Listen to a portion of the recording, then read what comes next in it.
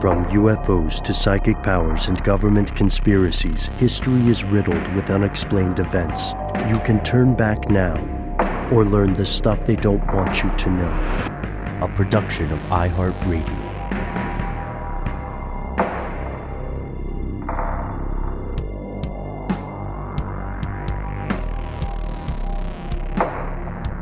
Hello, welcome back to the show. My name is Matt. My name is Noel. They call me Ben. We are joined, as always, with our super producer, Paul Mission Control Deccan. Most importantly, you are here, and that makes this stuff they don't want you to know. Now, we're recording at a slightly different time today. I want to check in with you guys. How are you doing? How was your weekend? Well, Matt has been off on adventures, as you would say, Ben, and I think we have both missed him very much. Matt, how was your weekend? I know you were playing with some fun new toys. Yeah, I just got these new binaural mics. I was running around my house recording some things and yelling and pretending to be a zombie in the exterior or on the exterior of my house. So I'm sure my neighbors think I'm insane, but that's great. Was there grunting involved? Was there lots of zombies and lots of zombie sounds? That sounds fun, dude. Well, I'm glad you occupied yourself productively during your time off. I did. Good times. Missed you guys. Thanks for holding down the fort while I was away. Well, we saved this episode for you specifically, Matt. This topic came to us from an anonymous source. We always talk about our call-in line, the various ways you can contact us. So someone called 1-833-STDWYTK recently and left a message that sent us down a bit of a rabbit hole. Yeah, so this person called in after we did, I believe it was Chemtrails in the UK. We did that episode, and this person wrote in to tell us about the topic we're going to be covering today. Just mentioned it to us, hey, we should look into it, and what we found was surprising. Yeah. You see, regardless of where you live nowadays, regardless of where you reside in the globe of ours, your local news is probably full of crises. They're both real and imagined, and they're all terrible things, right? That's how news makes money. Some of these disasters, like the war on Christmas, are more or less, seasonal hoaxes. Everybody's hip to it. They're meant to rile people up, to make them behave a certain way. Others, like COVID-19, are unfortunately all too real. Today, we are exploring something that was once upon a time considered a conspiracy theory all its own, and that is global warming. Over the past few decades, numerous government institutions, thousands of private entities have been aware of the massive threat posed by global warming. And the gist of global warming is this: even tiny changes in our average temperatures on Earth's surface or in its atmosphere can have long-reaching, devastating effects on the world overall. When we say small amounts, we mean 5 degrees. That is how fragile our existence is. That's the small kind of variable that our entire ecosystem depends on. 5 degrees up, 8 degrees up, things are wild at that point. And most people, here's the thing, nowadays, most people agree this is a problem. Everyone's aware of it. It should come as no surprise, however, that no one has proposed a solution that everyone supports. So what's going on? I know I've probably already made a couple of people angry in the audience today by saying that global warming is not, in fact, a conspiracy. But let's look at it. Let's look what is global warming? What is climate change? Here are the facts. Well, I mean, climate change is certainly something that you can observe. We can definitely see our climate changing year over year. It gets hotter quicker, and it's just kind of something that you can very much experience with your senses. So I don't understand why it's controversial. But yeah, let's talk about weather versus climate, for example. Weather refers to localized atmospheric conditions occurring over short periods of time, anywhere from a couple of days to just a few minutes. So things like rain and snow, cloud cover, storms, floods, these are examples of weather events. They happen and then they're gone over a short period of time. Climate is just a pullback view of all of that. It refers to a series of these kinds of events, patterns that happen over a longer period of time, long-term, regional, or even global averages of temperature, humidity, rainfall patterns. These things are seasonal. They happen over seasons, years, or even decades. So an easy way to think about it is if you look outside or you listen in and there's a thunderstorm going on, that is your friendly neighborhood weather. And that's just how it's going to be. You see an oddly rain-free weekend and a time when you usually see rain, that's also going to be weather. But let's say you're dealing with a year-long drought, or let's say that the amount of rain that's happening every year is decreasing year over year for, let's say a decade or two. That's going to be climate. And that thing is changing. Yep. This is the issue. I think it escapes a lot of people, even people who should know better.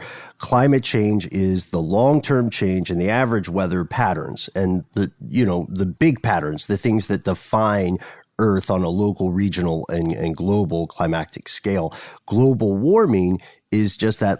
It's like a subdivision of it. It's long-term heating of Earth's climate system. And we've observed this since the pre-industrial period. That would be about, the 1850s to the early 20th century.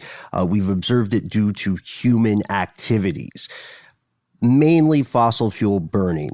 Because fossil fuel burning increases the amount of carbon dioxide, nitrous oxide, methane, ozone, so on, the so-called greenhouse gases. And they're called greenhouse gases because they trap heat from the sun in Earth's atmosphere. It's like the old Roach Motel advertisements. You know what I mean? The sun's energy checks in, but it can't check out. And this is bad for us because we have evolved to live in an environment where there is not as much greenhouse gas. So when you think about climate change and when you think about global warming, it's kind of like how all mazes are puzzles, but not all puzzles are mazes, like how all quesadillas are snacks, but not all snacks are quesadillas, how all anime is animated, but not all animation is, you get it. You get the moving picture here. Ben, I take issue with quesadilla being a snack. That is an entree, my friend.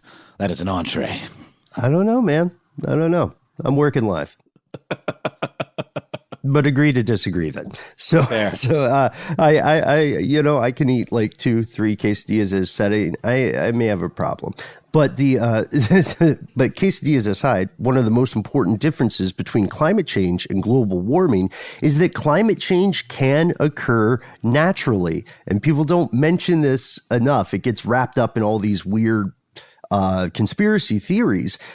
We have to remember that ice ages came and went way before humans started humaning or whatever. The thing is that most, but probably not all, changes in Earth's climate since the early 1900s that we can measure, they have been driven by human activity. But there were still natural things that are a very important part of the story.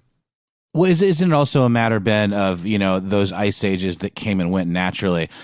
That was a much longer timeline than we're talking about, too. When the human intervention comes into the picture, we start to see these things happen a little more rapidly in like our lifetime, right? Yeah, absolutely. Yeah, we have to remember, of course, that we are very much not super important. Humans are very much not super important to life on Earth as anything more than a threat. Billions and billions of years passed. Ice ages came and went. Volcanoes erupted, which that's super cool. There were earthquakes, there were floods, there were tectonic shifts.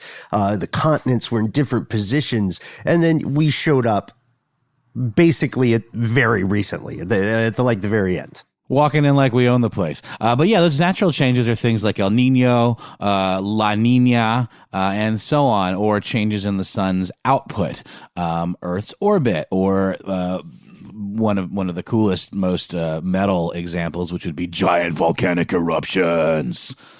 Yeah, those are great. But those do a real number on the atmosphere. They actually naturally do some of the things that we're talking about today. Humans don't have any control over this stuff, but we, like all living things on Earth, hope for the best and also kind of have a little bit of a God complex, or we want to figure out how to do these kinds of things. Yeah, and when you get into some of the climate change debates, one of the major arguments you're going to see for climate change being a hoax is what we just mentioned here, changes in the sun and how much energy is actually being emitted from the sun and at what time and what kinds of cycles the sun goes through compared to the cycles that the Earth is going on, and then how those two things interact and whether or not global climate change is actually just the sun changing. That's a debate for a different day. For this episode, we're going to take it as though that is not the primary thing that is affecting the Earth, and how the atmosphere is being affected, and how the climate is actually changing. Anthropocene, baby. Yeah, yes, exactly. So we're going to talk about, or we are thinking about man-made things here. Again, fossil fuels, a lot of the methane that gets up into the atmosphere, and other gases that get up in the atmosphere because of factory farming and things like that. But as always, that old black gold, the Texas tea, that's going to be one of the main things. Just burning off these things traps that heat because of the CO2 and the other things that are being released.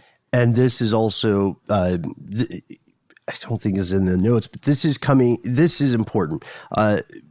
A lot of developing countries have a problem with industrial countries, or the so-called quote unquote first world countries, telling them to practice pollution controls, because the idea is like, oh, okay, you're making us run this race with a backpack of bricks because you already burned all the coal you needed. You know what I mean? Hydroelectric energy and solar energy is all well and good for you guys, but we shouldn't have to, like, you couldn't have gotten where you are, Western Europe, United Kingdom, US, etc., if you hadn't been able to just throw all this garbage into the sky for, a century or more.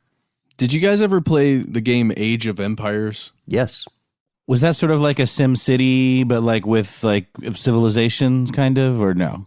It was more of a war strategy game. Got it. Essentially, but it was also civilization building. But one of the primary things you had to do in that game, and I think it is very telling here, it's exactly what civilizations have to do, what countries have to do. You have to build up. You have to level up essentially your technology, and one of the primary steps you have to get to is essentially fossil fuel burning, the industrial age, where you have to make enough power to do all the things that you need to do to advance further.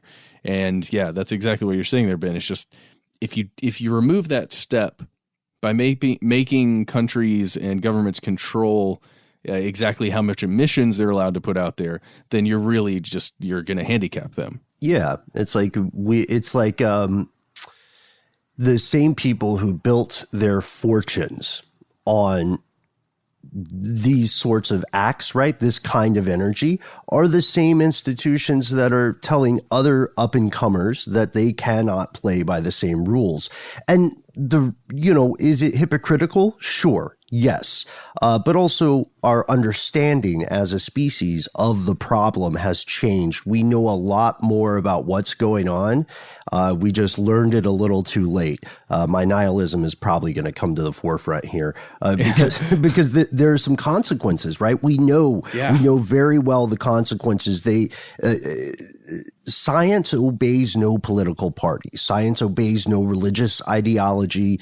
Science could not care less about what part of the world you live in, what you like for breakfast, etc. There are genuine consequences of human-created global warming. As far as we can tell, they are biblical level, like Book of Revelations things. Like, first off, weather. I love the way you guys describe weather is a function of climate, right? So if the climate is changing, the weather is changing, and because this is the real world, those changes are not like super awesome. They're not convenient or whatever. A warmer climate creates this atmosphere that collects, retains, and drops more water, but in different places.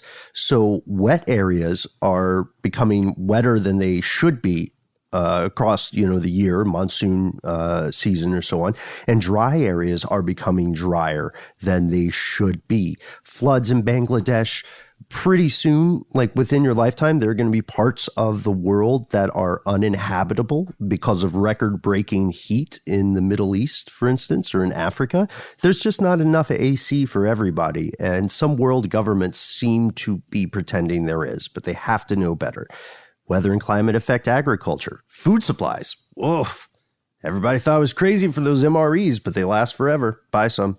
Yeah, there's this concept of climate refugees, this notion that the part of the world where you find yourself in could potentially become unlivable. Basically, the closer to the equator that you get, the higher the likelihood that your descendants, or potentially even you, might have to move. Your kids could become climate refugees, as well as yourself, as this stuff can kind of escalate. And as we talked about, the timeline moves pretty quickly when human intervention becomes involved. Sea levels will continue to rise as ice caps melt. So say goodbye to some of your favorite vacation spots, like the Maldives or what have you. And then there's the issue of wildlife not being able to adapt. We know wildlife can adapt. We know that evolution does occur for changing conditions, but that requires a very long timeline. So wildlife can't adapt quickly enough, and it can cause extinction events. The human species will, for all intents and purposes, descend into a different kind of war, which is the war for resources. Mm-hmm. A different kind of war, Noel. They're all resource wars. No, I'm just joking. No, not all of them, but most of them. Yeah, I agree. I thought you would pick up on that point, especially, Matt, because we had talked for years about what was it? The Third World War will be about water. That still feels true. Whether it's rising sea levels or just not having enough potable water, it's. I mean, guys, we're in one right now, or at least, things are sort of leveling out, but there was a few weeks or months even where you couldn't get toilet paper, and people were losing their minds about it. I mean, that's just like sort of an inkling of how bad things could get, right? Oh, I did some research off the books on that, and I think I have an explanation for it, which is pretty interesting, and also I'm 80% sure it's true. It might be for another day, but I think I figured out at least the toilet paper, and it's not because there wasn't enough. It's bizarre, but yeah, we've painted these problems, right? First off, to your point, whether it's toilet paper or water, the entire human species is just so ready to bucket each other at any given point about any given thing. It doesn't even matter, right? People of the same religion wage religious wars on each other because they disagree with the interpretation of one sentence, of one chapter, of an unimportant part of their favorite book. You know what I mean? And maybe I've offended people by saying some parts of your favorite book might not be as important as others. But the point is, this is very bad. Human beings are in a bad situation. We're driving headlong over a cliff, an existential cliff, and the rest of the living things on Earth are sort of in the backseat of the car with us saying, where are we going? What are we doing? It's up to human beings to find the solution to this problem we have created. What are the solutions? We'll tell you after a word from our sponsor.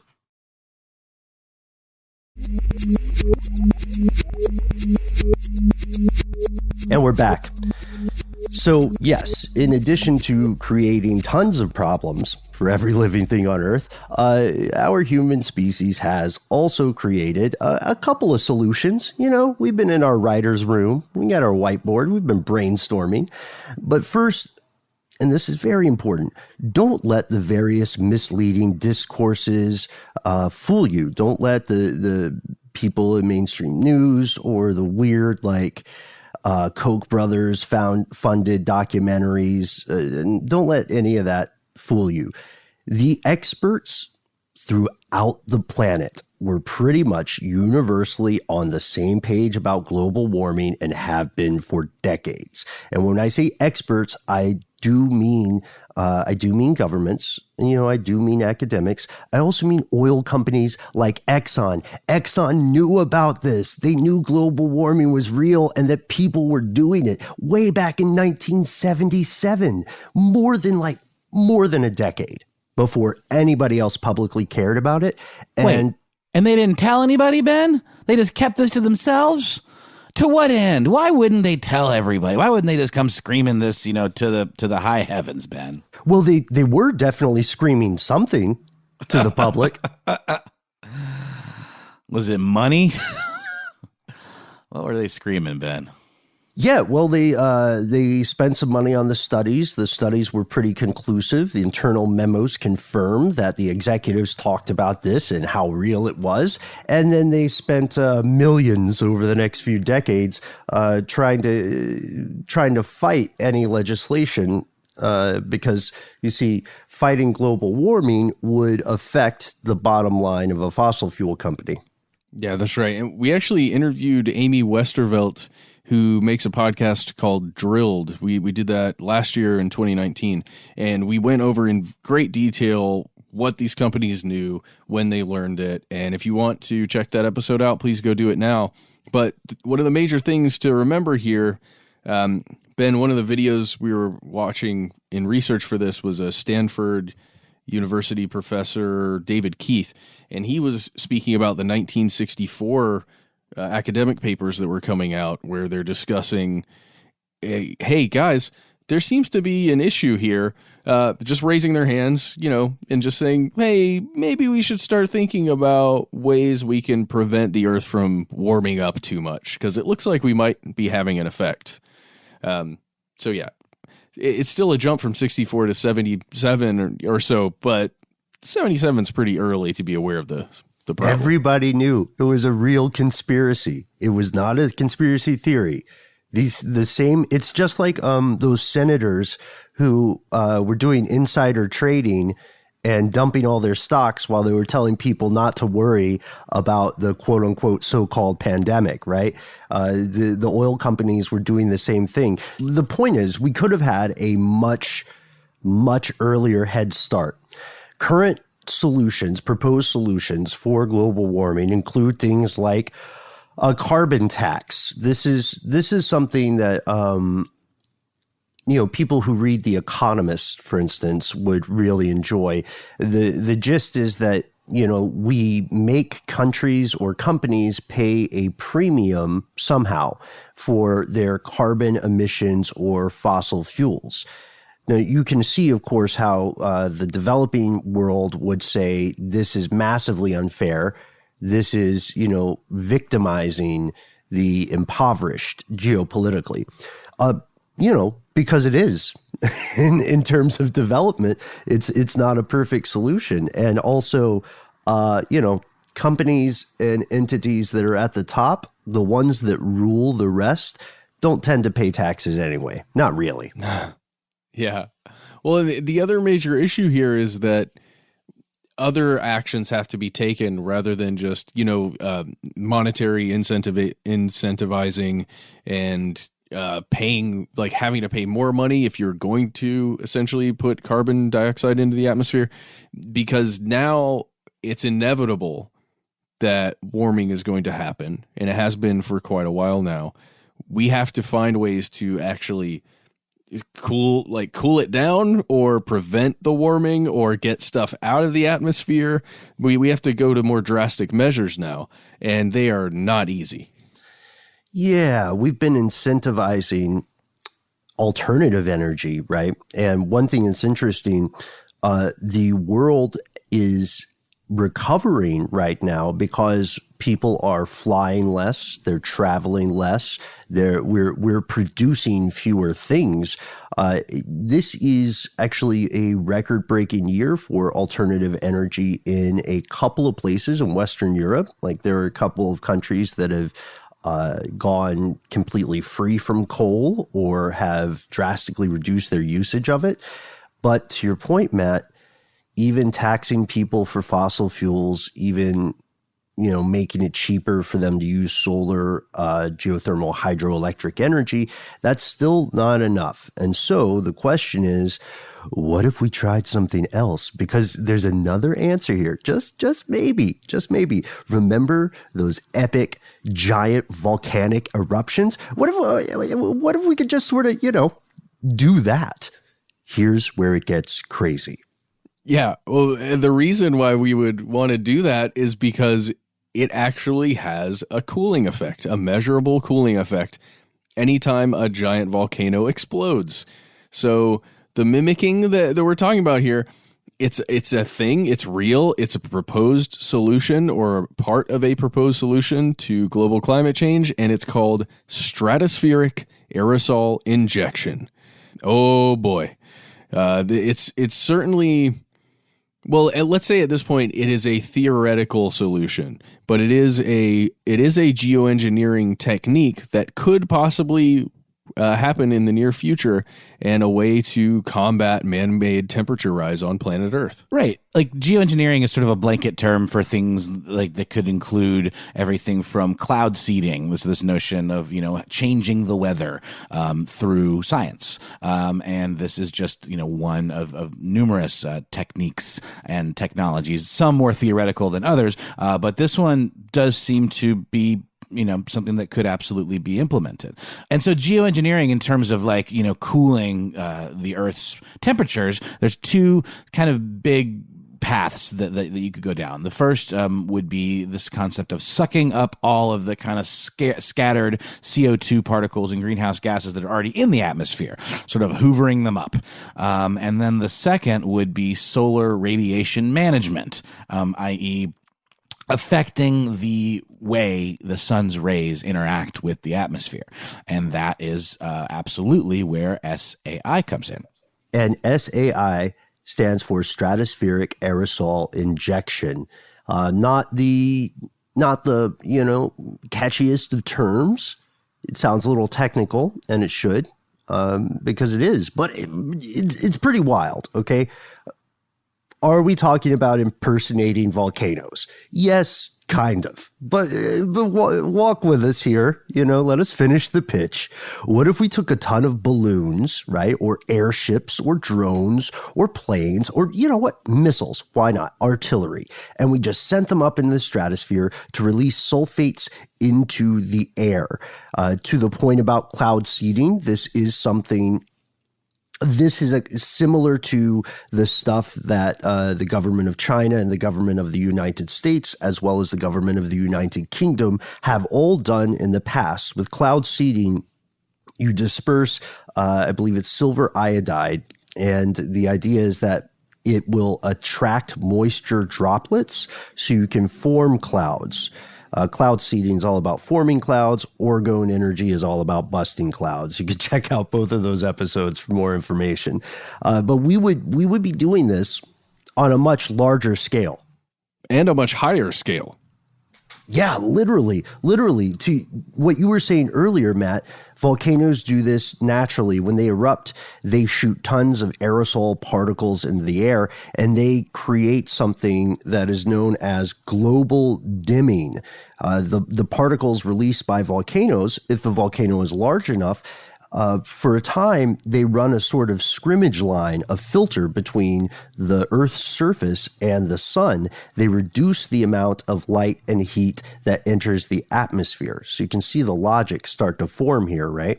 And SAI is going to try and mimic this by delivering sulfide gases, the same kind of stuff, sulfur dioxide, hydrogen sulfide, sulfuric acid, way up. We're talking around 60,000 feet into the air. It's the mesosphere and stratosphere.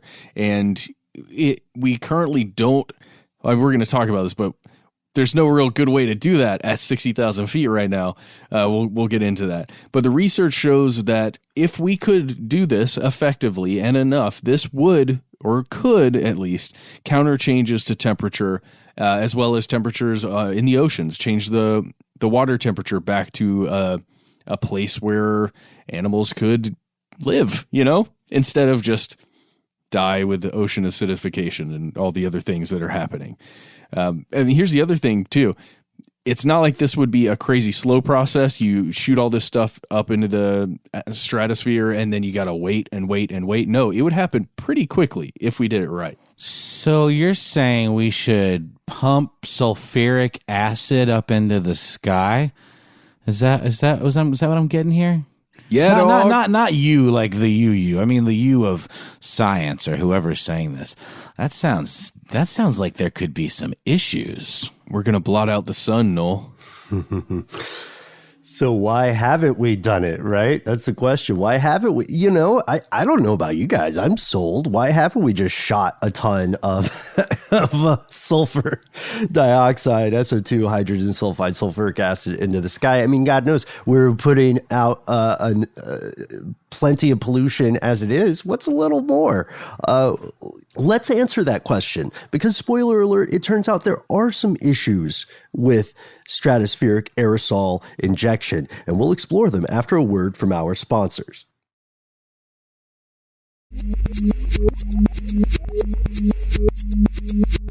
All right, we know what you're thinking, right? First off, what's the bottom line, right? You're saying, Matt, Mission Control, Noel, Ben, let's talk turkey. Obviously, this isn't happening because it's crazy expensive. Well, we have some weird news for you. Yeah, strangely enough, it's not that expensive because, we kind of mentioned this earlier in the show. It's pretty low tech, ultimately. I mean, it involves planes or drones or balloons or airships or what have you, but it's stuff that we already have. And we could even use artillery. We could actually fire these chemicals up into the atmosphere.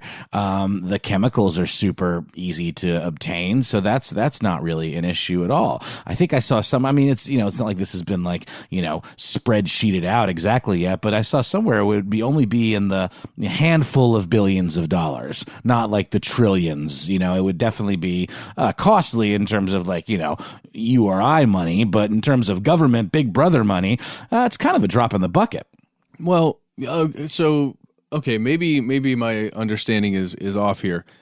The way I've been thinking about this from some of the writing was that it would take years as of right now, it would take years to engineer a plane that would be needed to make these, like to chemtrail style seed this stuff out there into the atmosphere, because of the altitude that the planes would have to, or the jets would have to operate at. And because my understanding is around 60,000 feet is where you need to put the stuff, all these chemicals, and then you would have to make constant runs, basically. Oh, like, yeah. You would have a fleet of enough planes that are just going up there. I don't know the exact frequency, but let's say, just for sake of argument, every day.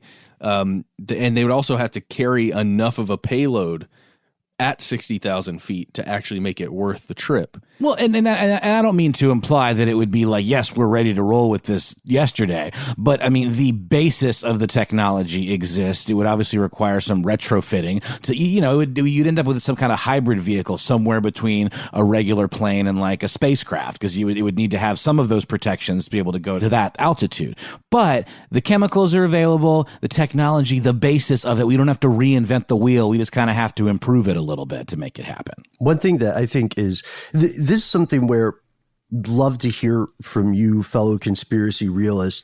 The science here is looking pretty sound, but we as a global community, we as a species are still kind of in the brainstorming phase. So if you have an idea about how best to deliver this, if you're in favor of it, which not everybody is, then let us know. Hit us up, conspiracy at iHeartRadio.com, or any of the various ways you want to find us. Our Facebook page will probably blow up with some weird threads about this. Yeah, you're both right here. It's not super expensive. The technology exists. It needs tweaking because, for instance, one of the first things I thought about was, what about recoverable ICBMs, intercontinental ballistic missiles? Some of those could function high enough, but they don't have, at least that I'm aware, they don't have the seeding kind of apparatus, right? They can't really be the crop dusters for the stratosphere that we need. So it's like we do have all the technology, but we don't have it all in the one thing we need, right? We have some stuff that can do task A. We have some stuff that can do task B. We need something that can just do the alphabet of the task in a one-stop shop. And yeah, to your point, no, we can make or obtain the chemicals. This is so weird. It reminds me of the Mr. Show sketch about blowing up the moon because they figured out they could do it. And yeah. And we figured out we could do it. But here's the problem. So if we know that theoretically we're really close to being able to do this, the technology is there, we just need to get the perfect remix. We have to ask ourselves, how efficient will it be? What will the efficacy be? Will this actually work? And this is a big sticking point. It's something we talked a little bit about in the course of today's episode. Those chemicals, SO2 and all its the rest of its entourage, they're short-lived.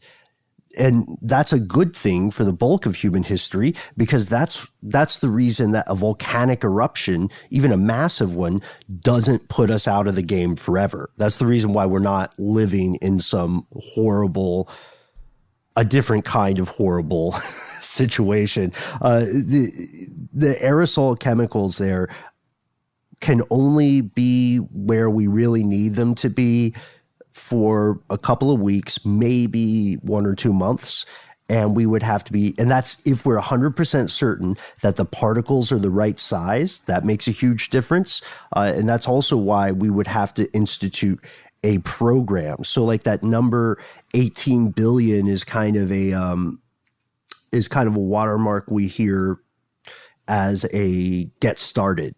Right. It's a get started number. I just want to say for the record, Jeff Bezos, if you're listening, I see that now as of May 18th, 2020, your net worth is over an estimated $140 billion.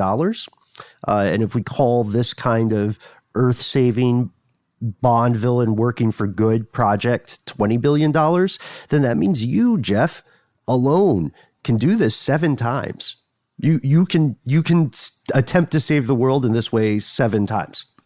But here's the thing, among many things and sticky parts of this whole concept, I mean, it would require like global consensus, right? Like, I mean, it would to do it in a way that benefited everyone in like a single unilateral kind of like, you know, implementation of this. It would require the kind of UN level cooperation that we don't really typically see. And also, again, this is very new. I mean, not super new, but like new in the scale of civilization, new technology and this concept. So I've read, there's a lot of, you know, varying opinions about this. And one thing that I've read is that it wouldn't be a one size fits all for all regions. Like there would be potentially regions that would not benefit from this and that could be actually harmed by this and could harm agriculture in certain regions. And this thing could like, you know, benefit, certain areas of the country. And then there are other areas that it could actually harm in terms of like their normal, you know, levels of agricultural output, that it could really, you know, have a negative effect on that. Have you guys seen anything about these issues? Yeah, for sure. And the American Meteorological Society put out a statement in 2013. Yes, 2013, where they talked about some of these issues. And, you know, similarly to other major hard problems that are out there, they basically were saying, hey, we need more research on all of this stuff, the potential for everything. We need to study historical, ethical, legal, and social implications that this geoengineering could have across the planet in different places. And we need to develop and analyze policy options. So basically, it's the same thing that we've seen time and time again for decades now when it comes to hard problems like climate change. And it's everybody doesn't want to deal with it while they're in office. That's what it feels like to me. I mean, the Meteorological Society is correct that we need way more research. We need way more information on this before we act. But if we don't act soon in some major way, what do we do? It's already too late. It's a tough thing. Just last thing here is David Keith. I got it wrong. I think I said he was with Stanford. He spoke at Stanford. He's from the University of Calgary. That's my bad. Sorry about that, Professor Keith. Yeah, he's got a great lecture on this. It runs a little more than an hour, but if you're interested in it, he goes through the different angles. He's really spent some time on the cognitive road with this one. I do want to mention too that like many macro level changes, global proposed changes, first off, yes, obviously, as you know, longtime listeners, human beings cannot agree on anything, and the greater good is a very dangerous, subjective kind of Rorschach ink blot. And so we know that humans probably won't cooperate. I think to your point, Matt, it's especially instructive to look back over, the weakness of democracy. And now I'm not arguing for authoritarianism or fascism or whatever, but I will point out that we've seen time and time again, people who are elected for 2, 4, or 6 years tend to focus on things that will show results within 2, 4 to 6 years. You're not going to, if you're a president asking someone to sacrifice literally anything about their life because it'll be better in 25 years, you're probably not going to get reelected. And it really doesn't matter what you believe, how right or wrong you are. People are like, hey, buddy, I elected you for 2, 4 to 6 years, and that is the metric upon which you are being graded.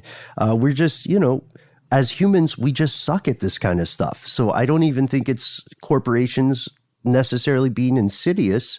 We're just it's the tragedy of the commons, right? We're very, very bad at allowing other people to exist, whether they're people who are alive at the same time as us, or whether they're people who inherit the earth we leave behind.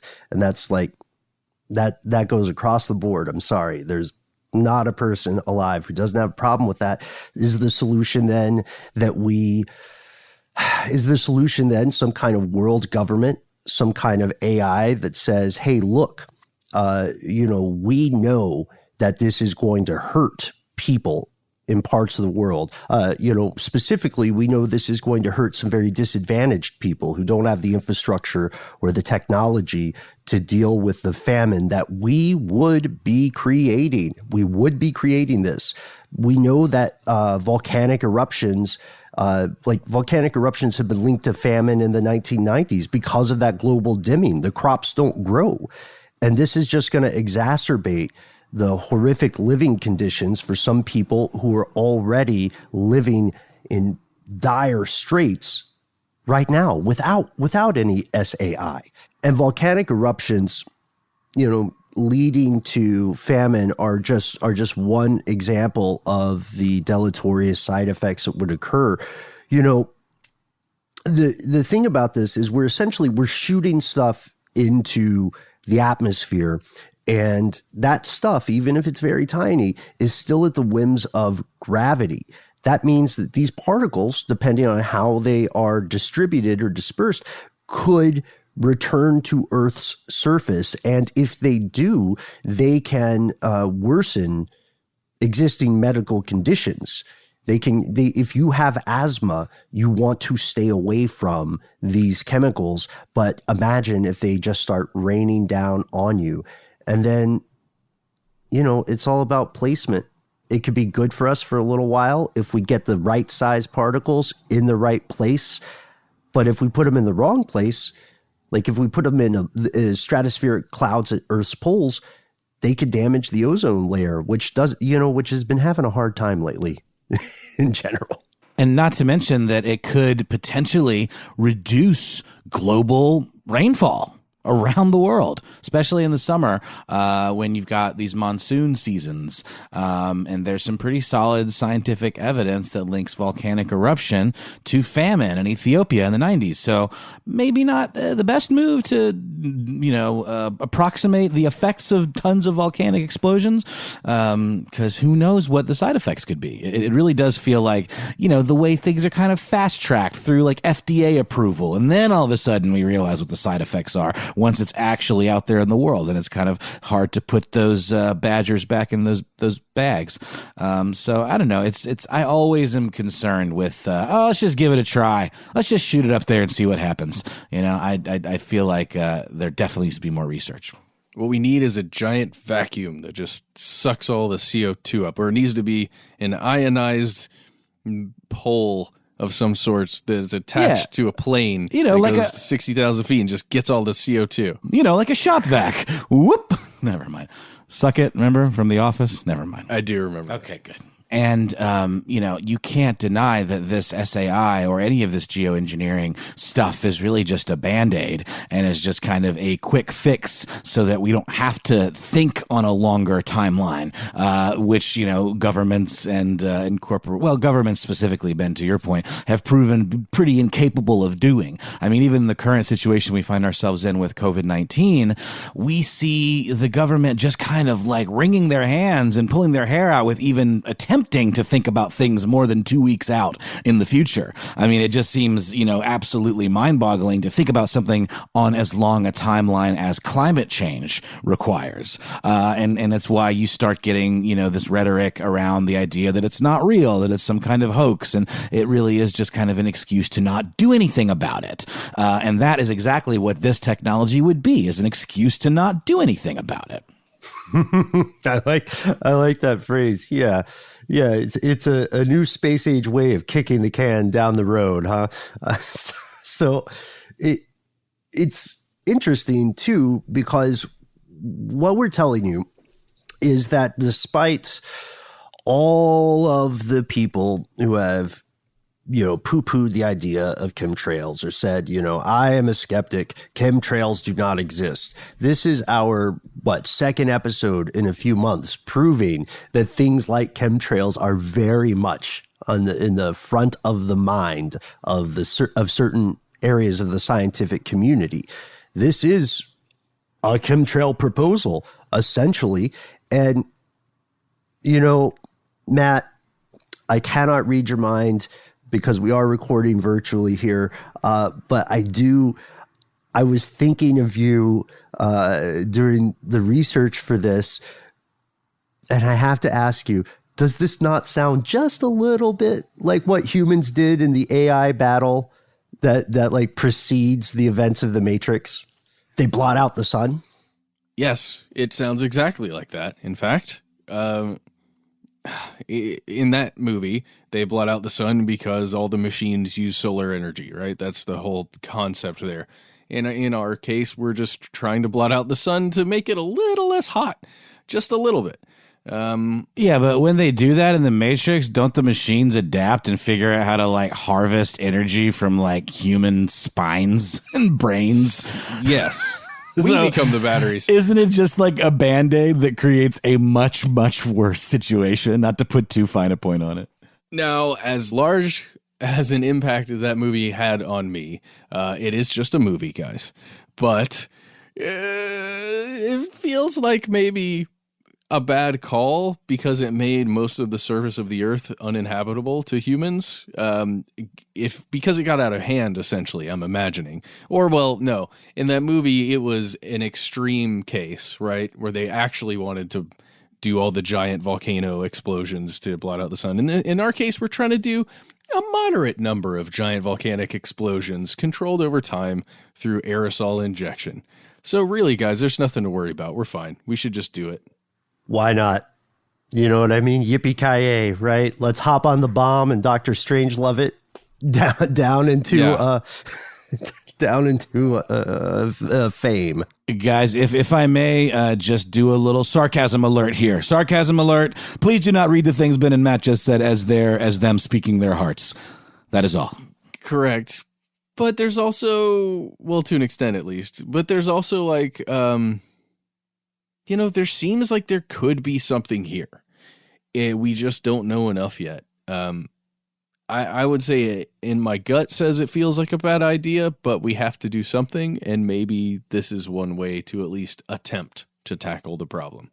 Maybe it gives us a little more time to figure out an actual solution. Yeah. That's why we use the phrase Band-Aid so often, right?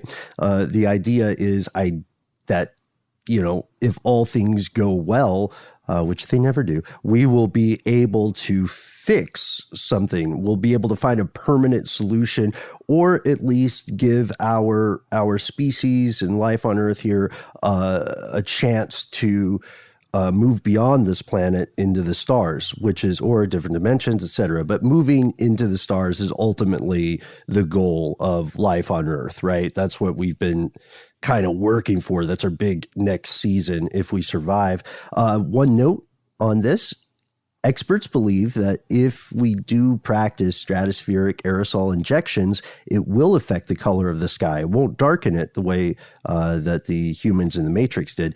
It will actually lead to something called sky whitening. Sunsets will be more colorful. It'll be the kind of change that you can walk outside and notice. So one of the questions I think a lot of people are wondering is this already happening?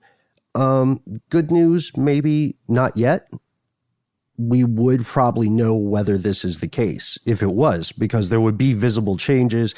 It would have to the point we've made a couple times today, it would have to be an all-at-once situation. It would have to be global, right? Like you could do cloud seeding the way that Uncle Sam did in Southeast Asia, and you could create regional floods. But if you tried to practice SAI in one region of the world, it probably wouldn't do much. And if it did something, it wouldn't be very helpful, right?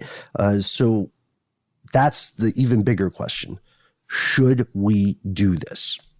Well, I would propose to you this, Ben, because of the amount of scientific research that's been going into this, the number of scholarly articles you can find on this subject, there are several, because there are several startups, like tech startups, that are trying to come up with a way for this to be able to happen, at least starting from the United States and then moving outward. It feels like maybe there are some tests going on, or some tech being developed in the background, like for those planes, for instance, that we were talking about, the ones that have to go to very high altitude. I would suspect that there's testing going on now, but that the actual full-on spraying is not happening for sure. So what do you think? Should this happen at a full scale, knowing that we will, if Earth somehow agrees to do this, if we make this a priority, we say, okay, the almost 8 billion of us are going to collectively impersonate volcanoes. We're going to do it, like every couple of months, just to give us some more time to not destroy ourselves. But we know that we are going to be killing many people along the way. We're just not going to be killing everybody. Is that the right thing to do? Is Spock right when he says the needs of the many outweigh the needs of the few? Is this a true case of greater good? And if that's not the solution, then what is? We want to hear from you. You can find us. We're all over the internet. On most places, we are Conspiracy Stuff, sometimes Conspiracy Stuff Show. I believe that's Instagram. You can, contact us on all those places. Tell us what you think. You can check out Here's Where It Gets Crazy. It's our Facebook community page. Check that out. You can, talk with other fellow conspiracy realists about this episode and others and make suggestions. You can also give us a call. You can absolutely give us a call. We are 1-833-STDWYTK. That is basically a direct line to Matt Frederick's personal cell phone device, where he's awaiting your call. That's right. I sit here patiently waiting for you to ring. Patiently. No, it's not. It actually goes to all of us. But Matt has been just an absolute champion of this line, and has been known to give people a ring back occasionally. So I pitch this as a feature. I know Matt might pitch it as a bug, but I think it's a positive thing. If you give us a call, you might just get a follow up from our boy Matt Frederick. Is that a cane, Ben Bolin? What is that I'm looking at? Umbrella. I'm so glad you asked, Matt. It's actually my trusty, I don't know if you can see it, it's my trusty cane sword. Oh, nice. Oh, that's so cool. Yeah, I can't take it to the airport, but it's fun. It's fun to walk around with. And if you are a fan of segues to an email address, boy, do I have some news for you. You can contact us 24/7, any old time of day or night, even if the sky changes color on you. We are Conspiracy at iHeartRadio.com.